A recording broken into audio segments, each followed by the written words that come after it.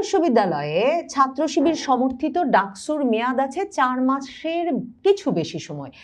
আর সব পাবলিক বিশ্ববিদ্যালয় নির্বাচনগুলো যে সময় অনুষ্ঠিত হয়েছে তাতেও কোনোটিরই এখন আর 1 বছর সময়ও বাকি নেই। বিশ্ববিদ্যালয়গুলোতে ছাত্র শিবির তাদের আধিপত্য, তাদের নিয়ন্ত্রণ ধরে রাখতে পারবে কিনা সেটার একটা ফয়সালা খুব শিগগিরই হয়ে যাবে। সেটা বুঝেই ছাত্র শিবির আর ছাত্র দলের মধ্যে এখন নানা রকম ঘটনা শুরু হয়েছে বিভিন্ন ক্যাম্পাসে। দেখেন, ছাত্র দলের জন্য এটা একরকমের একটা জীবন মরণ বিষয়। মানে আগামী ছাত্র সংসদ নির্বাচনগুলোর আগেও যদি তারা বিশ্ববিদ্যালয় ক্যাম্পাসগুলোতে ঢুকতে না পারে তাহলে প্রধানমন্ত্রী তারেক রহমানের সরকারটা ধরে রাখাও মুশকিল হয়ে যাবে। কারণ দেখেন, এক ঢাকাতেই ঢাকা বিশ্ববিদ্যালয়, জগন্নাথ বিশ্ববিদ্যালয়, এমনকি সাভারের জাহাঙ্গীরনগর বিশ্ববিদ্যালয়, প্রত্যেকটি বিশ্ববিদ্যালয়ের নিয়ন্ত্রণ ছাত্র সংসদ নির্বাচনে পূর্ণ প্যানেলে জয়ী হয়েছে ছাত্র শিবির।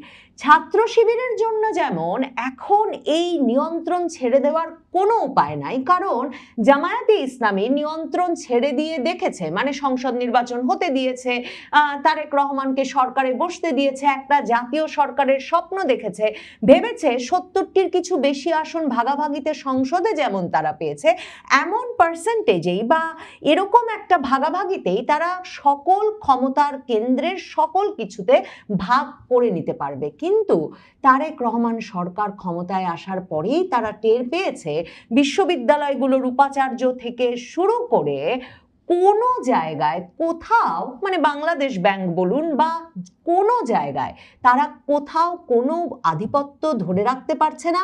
ইসলামী ব্যাংকটা পর্যন্ত তাদের নিয়ন্ত্রণ থেকে নিয়ে নেওয়া হচ্ছে। মানে তারেক রহমান সরকারের কিছুতে কোনো ভাগ দেওয়ার কোনো ইচ্ছা নাই। এ অবস্থায় একবার যদি ক্যাম্পাস ছেড়ে দেয় ছাত্র শিবির, যে ছাত্র শিবির একরকমের গোপন রাজনীতি থেকে, যেই শব্দটা বললে এখন তারা খেপে যাচ্ছে, গুপ্ত রাজনীতি থেকে, সেই 90 দশক থেকে 2024 পর্যন্ত সক্রিয় থেকে ক্যাম্পাসগুলোতে প্রথমবারের মতো 2024-এর সেপ্টেম্বরে ঢাকা বিশ্ববিদ্যালয় সহ বিভিন্ন ক্যাম্পাসে বেরিয়ে আসা শুরু করলো আগস্টের পরে, এবং এরপর রীতিমতো মহা সমারোহে মহা পরাক্রমে নির্বাচন জিতে গেল তাদের সাংগঠনিক জোরে এবং সমর্থনের জোরে। সেই ছাত্র শিবির এখন যদি আবারও নিয়ন্ত্রণ দিয়ে দেয় বিএনপির ছাত্র সংগঠন ছাত্র দলকে, তারা জানে আবারও তাদের ছাত্র দলের সাথে মিশে যাওয়ার, কিংবা আবারও যেই শব্দ বললেই তেলে বেগুনে জ্বলে উঠছে এখন ছাত্র শিবির, গুপ্ত রাজনীতিতে ফিরে যাওয়া ছাড়া তাদের আর কোনো উপায় থাকবে না। কাজেই একদিকে ছাত্র দলের জন্য তাদের দলকে ক্ষমতায় রাখতে এবং বিশ্ববিদ্যালয় ক্যাম্পাসগুলোতে আবারও ঢুকতে এই সময়েই চেষ্টা করা ছাড়া কোনো গতি নাই। ছাত্র শিবিরের কাছ থেকে এই ক্ষমতা, এই নিয়ন্ত্রণ নিতে একটা জোর প্রয়োগ করা ছাড়া তাদের কোনো উপায় নাই। ঠিক তেমনি ছাত্র শিবিরের কোনো উপায় নাই এই নিয়ন্ত্রণ ছাত্র দলের হাতে দিয়ে দেওয়া কিংবা অন্য কোনো ছাত্র সংগঠনের হাতে দিয়ে দেওয়া। ছাত্র শিবির একটা নতুন ধরনের রাজনীতির জন্ম দিয়েছে। 2024-এর আগস্টের আগে থেকেই সাধারণ শিক্ষার্থীদের ব্যানারে তারা এই ধরনের দাবি তুলতো আওয়ামী লীগ আমল থেকেই, যে শিক্ষাঙ্গনকে রাজনীতি মুক্ত করতে হবে, শিক্ষাঙ্গনে রাজনীতি চলবে না। 2024-এর আগস্টের পরেও তারা সারা বাংলাদেশের সকল বিশ্ববিদ্যালয়ে এটা নিশ্চিত করেছে যে কোনো হল কমিটি দেওয়া যাবে না, কারণ তাদের ভাষায় হল কমিটি মানেই গণরুম, গেস্ট রুম, এবং ওই রাজনীতি নাকি তারা করতে দেবে না। শিক্ষাঙ্গনের পরিবেশ ধরে রাখতে হবে, এটাই নাকি সাধারণ শিক্ষার্থীদের দাবি। আর সারা বাংলাদেশের সকল ক্যাম্পাসে সাধারণ শিক্ষার্থীরা দেখা গেল ছাত্র শিবির করা শুরু করেছেন। একে তো বিপুল পরিমাণ ভোট দিচ্ছেনই তারা পাবলিক বিশ্ববিদ্যালয় যেসবে নির্বাচন হতে পেরেছে, অন্যদিকে দেখা গেল যে ছাত্র শিবির যে ছাত্রলীগের মহাবিক্রমের সময়ও ঢাকা বিশ্ববিদ্যালয় সহ সব ক্যাম্পাসে রাজনীতি করে যেতে পেরেছে। তার কারণ তারা তো একটা সামাজিক প্রতিষ্ঠানের মতো, ধর্মীয় প্রতিষ্ঠানের মতো তাদের কার্যক্রম চালায়। মানে সকলে একত্রে নামাজ পড়তে যান, বিভিন্ন সামাজিক অনুষ্ঠান করেন, ইফতার অনুষ্ঠান করেন, কাওয়ালি অনুষ্ঠান করেন, কিংবা ঈদের সময় কোরবানি দিয়ে ছাত্রছাত্রীদের মধ্যে খাবার বিলি করেন।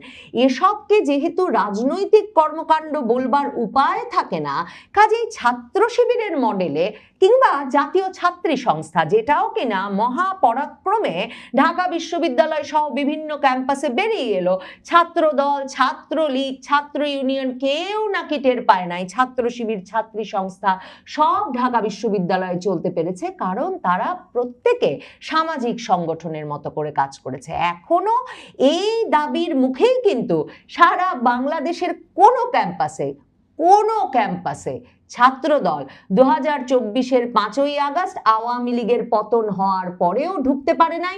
2024-এর 15ই জুলাইয়ের পর যখন ছাত্র শিবির ছাত্রলীগকে তাড়িয়ে দিয়েছে ঢাকা বিশ্ববিদ্যালয় সহ সকল ক্যাম্পাস থেকে, তখনও ছাত্রদল ঢাকা বিশ্ববিদ্যালয় সহ কোনো ক্যাম্পাসে ফিরতে পারে নাই, কারণ তারা রাজনীতি করে।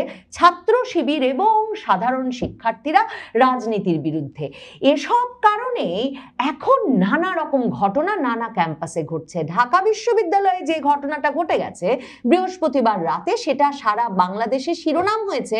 তার একটা কারণ হচ্ছে ডাকসুর দুই নেতা এবি জুবায়ের এবং মুসাদ্দিক। এরা দুজন, একজন এবি জুবায়ের হচ্ছে সমাজ কল্যাণ সম্পাদক ডাকসুর, আর মুসাদ্দিক হচ্ছেন সাহিত্য সংস্কৃতি সম্পাদক। এই সাহিত্য সংস্কৃতি সম্পাদক আর সমাজ সেবা সম্পাদক গত কয়েক মাসে, মানে ডাকসু নির্বাচনের পর থেকে গত সেপ্টেম্বরে মহা পরিচিত হয়ে উঠেছেন সারা বাংলাদেশে, কারণ তারাই ঠিক করেন, একেবারে গায়ে হাত তুলে ঠিক করেন যে ঢাকা বিশ্ববিদ্যালয়ে কোন ছাত্র থাকতে পারবেন, কোন ছাত্র থাকতে পারবেন না, কোন ছাত্রকে দেখে তাদের ফ্যাসিস্ট মনে হচ্ছে, কোন ছাত্রকে দেখে মনে হচ্ছে না, কোন শিক্ষক ক্লাস নিতে পারবেন, কোন শিক্ষক এমনকি ঢাকা বিশ্ববিদ্যালয় ক্যাম্পাসে এসে ভিসি বা প্রক্টরের সঙ্গে দেখা করার চেষ্টা করতে পারবেন, এগুলো এই এবি জুবায়ের, এই মুসাদ্দিকেরা ঠিক করেন। মানে সাদিক কায়েম ফারহাদেরা যখন ডাকসুর নেতা হিসেবে একটা বেশ পরিমিত গাম্ভীর্য ধরে রাখছেন, তখন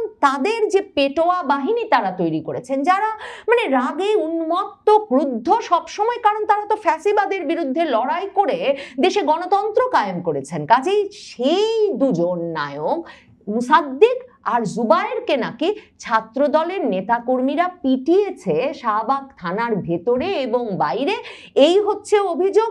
ভিডিও দেখলে একরকমের মনে হবে যে এই জুবায়েররা যে ধরনের পেটানো শুরু করেছেন ঢাকা বিশ্ববিদ্যালয়, মানে ঢাকা বিশ্ববিদ্যালয়ের হলে তো পিটিয়ে, এমনকি ভাত খাইয়ে পিটিয়ে এক সাধারণ ব্যক্তিকে খুনও করে ফেলা হয়েছে আগস্টের পরে।